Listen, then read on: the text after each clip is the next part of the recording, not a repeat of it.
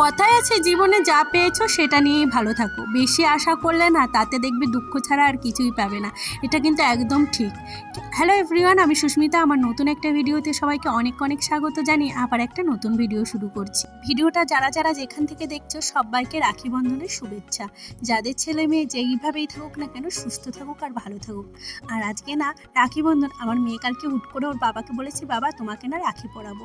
ওর হুট করে মন হয়েছে, তাই ভাবলাম চলো, ভাই নেই তো কি হয়েছে, ওর আশা তো একটু পূর্ণ করাই যায়। তার জন্য একটু এই যে সকালবেলা ভালো মন্দ রান্না করছি। আর কিছু ভালো অনুষ্ঠান হলে একটু ভালো কিছু না রান্না করলে দেখবে মনটার ভিতর ভালোও লাগে না। যাই হোক, আজকে না ওর তিন দিদি আছে, তাই ভাবলাম ওর তিন দিদিই যখন বাড়ি আছে তাই ওদেরকে দিয়েই আজকে রাখি বন্ধনটা উৎসব করি। আমার মনে হয় না অন্য কোনো মানে কাউকে ছেলে ডেকে বা তাকে রাখি বন্ধনটা আমার বেশ মন থেকে কেন জানি না মানতে পারি না।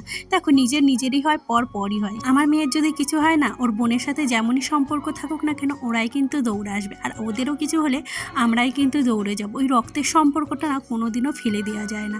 যাই হোক, আজকে বানাচ্ছি ঘুগনি, আর সকালে কিন্তু আমি রান্না করে ফেলেছি। যেহেতু আমাদের বাড়িতে ভাত ছাড়া না অন্য কিছু ঠিক সকালে যতই রান্না করানো চলে না, তার জন্য আজকে মুগ ডাল রান্না করেছিলাম আর হলো কুশি ভেজেছিলাম, সেটা তোমাদের সাথে শেয়ার করিনি। ওই আজকে না একটার পরে যেহেতু ওই রাখি বাঁধতে হয়, নিয়ম মেনেই আমি কিন্তু রাখি বাঁধছিলাম। যাই হোক, ওর বাবাকে আসার সময় বলেছিলাম যে মিষ্টি একটু নিয়ে এসো, এনেছে। এই যে ওরা 3 বোন আর আমার মেয়েকে নিয়ে 4 বোন। তো ওদেরও ভীষণ আফসোস, ওদের একটা ভাই নেই। তো যেটা আছে সেটা নিয়েই সুখে থাকা ভালো, তাই না? এই যে ভাই নেই কেন এটা ভেবে যতটা টাইম নষ্ট করব, তবে সেইটুকু টাইম যদি যেটা আছে সেটা নিয়ে আমরা থাকি তাহলে ভালো থাকতে পারি। আর এই যে আমার মেয়ে তো কান্নাকাটি করছিল, দিতে চাইছিল না, অনেক করে রাজি করিয়ে এই যে ওর দিদিকে দিচ্ছে। আর ওদের দিয়াটা না আমার ভীষণ মানে মনে পড়ছিল আমার দাদাদের কথা। আমার দাদারা আমার কাছ থেকে কোনো দিনও রাখি পড়ে না, যেহেতু আমাদের ছোটোবেলা থেকে রাখি পড়ায়নি, তার জন্য ওদের মানে রাখি। আর আমার দাদা বড় হওয়ার পর আমি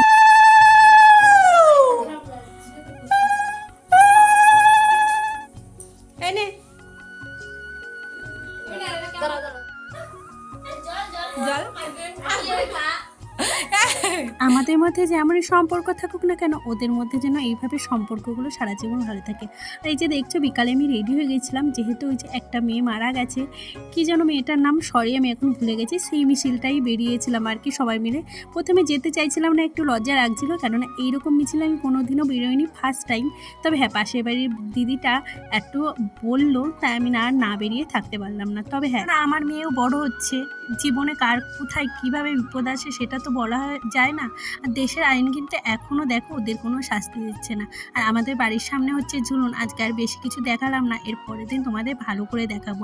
তো এখানে আমার মেয়ে জাম্পিংয়ে চেপেছে, এর মধ্যে কিন্তু বিক্রি হচ্ছিলো, ফিশ কাকলেট বিক্রি হচ্ছিলো, এখান থেকে আমি একটু চিকেন কাকলেট নিয়েছিলাম, বেশ ভালো লেগেছিলো। আর ওই যে বলছে আমাদের একটু ভিডিওতে নাও, তাই আমি একটু নিলাম। যাই হোক, এখানে খাওয়া দাওয়া কমপ্লিট করে এদিকে চলে এসেছি, আর এর মধ্যে কিন্তু আমার বৌদিও চলে এসছে, জানো তো।